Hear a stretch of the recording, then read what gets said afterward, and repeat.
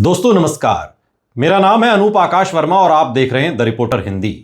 तमिलनाडु की राजनीति इस समय शायद अपने सबसे जटिल और नाटकीय दौर से गुजर रही है। अभिनेता से नेता बने विजय की पार्टी तमिलगा वेत्री कजगम यानी टीवीके चुनाव में सबसे बड़ी पार्टी बनकर उभरी, लेकिन सत्ता तक पहुंचने का रास्ता अब भी कांटों से भरा हुआ दिखाई दे रहा है। शुक्रवार का पूरा दिन इस बात का उदाहरण बन गया कि भारतीय गठबंधन राजनीति में केवल सबसे बड़ी पार्टी बन जाना सरकार बनाने की गारंटी नहीं होता। सुबह तक टीवी के खेमे में उत्साह था कि विजय तमिलनाडु के अगले मुख्यमंत्री बनने जा रहे हैं, लेकिन देर रात तक राजनीतिक तस्वीर फिर धुंधली हो गई। सबसे बड़ी समस्या यही रही कि टीवी के स्पष्ट बहुमत से अभी भी दूर दिखाई दे रहे हैं। पार्टी ने 108 सीटें जीती, लेकिन विजय खुद 2 सीटों से चुनाव जीतने के कारण प्रभावी संख्या 107 मानी जा रही है। कांग्रेस के 5 विधायक, सीपीआई के 2 और सीपीआई-एम के 2 विधायक समर्थन में आए, जिससे कुल संख्या 116 तक पहुंची। लेकिन सरकार बनाने के लिए जरूरी 118 सीटों का आंकड़ा फिर भी अधूरा रह गया। यहीं से तमिलनाडु में सत्ता का असली सस्पेंस शुरू हुआ। दिन भर टीवी के नेताओं को उम्मीद थी कि वीसीके और आईयूएमएल जैसे दल समर्थन देकर रास्ता साफ कर देंगे, लेकिन राजनीति ने हर कुछ घंटों में नया मोड़ ले लिया। विजय ने राज्यपाल आरवी आर्लेकर से मुलाकात की और सरकार बनाने का दावा पेश किया, लेकिन सूत्रों के मुताबिक वो केवल 116 विधायकों के समर्थन पत्र ही दिखा पाए। यही वो क्षण था जब राजभवन के भीतर भी संशय बढ़ गया कि क्या टीवी के वास्तव में बहुमत साबित कर पाएगी। दूसरी तरफ विजय के पनायूर स्थित घर के बाहर समर्थकों ने संभावित शपथ ग्रहण की खुशी में पटाखे फोड़ने शुरू कर दिए। पार्टी कार्यकर्ताओं को लगने लगा था कि शनिवार सुबह विजय मुख्यमंत्री पद की शपथ ले सकते हैं, लेकिन शाम तक पूरा माहौल बदल गया। तमिलनाडु की राजनीति में सबसे बड़ी किंगमेकर बनकर उभरी वीसीके अचानक पूरे सत्ता समीकरण को रोक चुकी है। शुरुआती संकेतों में वीसीके की तरफ से टीवीके को समर्थन मिलने की संभावना मजबूत दिखाई दे रही थी।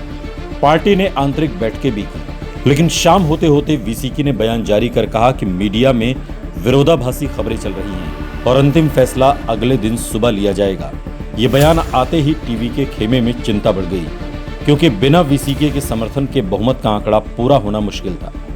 अंदर खाने की खबरों के अनुसार टीवी के नेताओं ने कई घंटों तक थिरुमावलवन से संपर्क साधने की कोशिश की। बताया गया कि वो एक साथ टीवीके, डीएमके और एआईएडीएमके नेताओं से बातचीत कर रहे थे। यही वजह है कि वीसीके तमिलनाडु की राजनीति में अचानक सत्ता की चाबी बन गए हैं। राजनीतिक गलियारों में चर्चा तेज हो गई है कि वीसीके ने समर्थन के बदले डिप्टी सीएम पद की मांग रखी है। सूत्रों के मुताबिक टीवी के शहरी विकास मंत्रालय और कुछ अहम विभाग देने को तैयार थी, लेकिन डिप्टी सीएम पर सहमति नहीं बन पाई। यही सबसे बड़ा रोड़ा बन गया। वीसीके का मानना है कि दलित राजनीति का प्रतिनिधित्व केवल प्रतीकात्मक मंत्रालयों से नहीं, बल्कि सत्ता के शीर्ष ढांचे में होना चाहिए।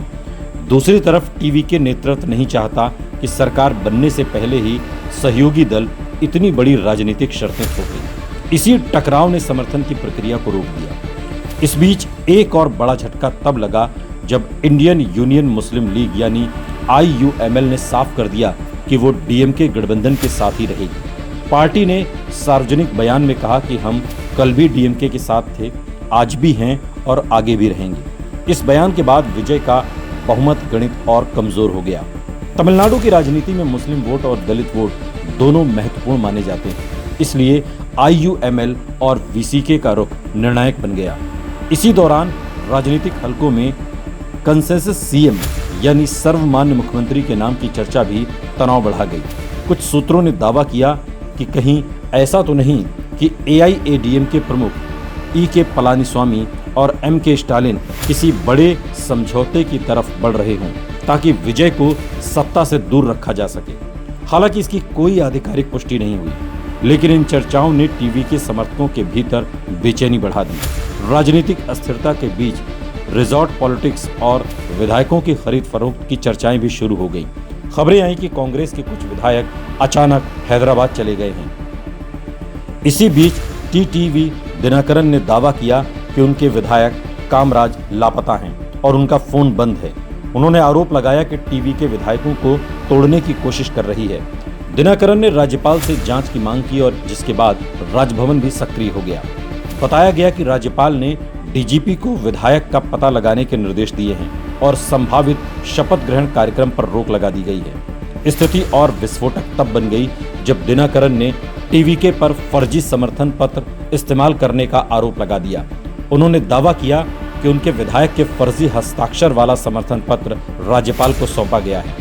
जवाब में टीवीके ने एक वीडियो जारी किया जिसमें कथित तौर पर विधायक समर्थन पत्र पर हस्ताक्षर करते दिखे, लेकिन इससे विवाद खत्म नहीं हुआ और शिकायत दर्ज करा दी गई। दूसरी तरफ सीपीआई और सीपीएम लगातार टीवीके के समर्थन में खुलकर सामने आए। वाम दलों ने आरोप लगाया कि बीजेपी राज्यपाल कार्यालय के जरिए तमिलनाडु के जनादेश को प्रभावित करने की कोशिश कर रही है। सीपीआई-एम नेताओं ने दावा किया कि कुछ राजनीतिक ताकतें डीएमके और एआईएडीएमके के बीच अप्रत्यक्ष समझौते की संभावना तलाश रही थी ताकि विजय मुख्यमंत्री न बन पाए।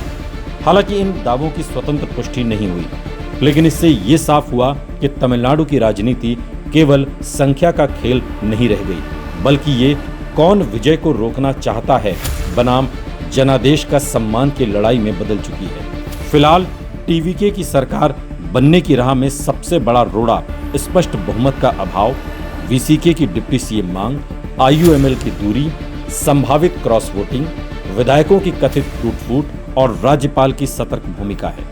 विजय मुख्यमंत्री बनने के बेहद करीब जरूर दिखाई देते हैं, लेकिन हर नया राजनीतिक ट्विस्ट ये साबित कर रहा है कि तमिलनाडु में सत्ता तक पहुंचने की उनकी यात्रा अभी पूरी तरह सुरक्षित नहीं हुई है।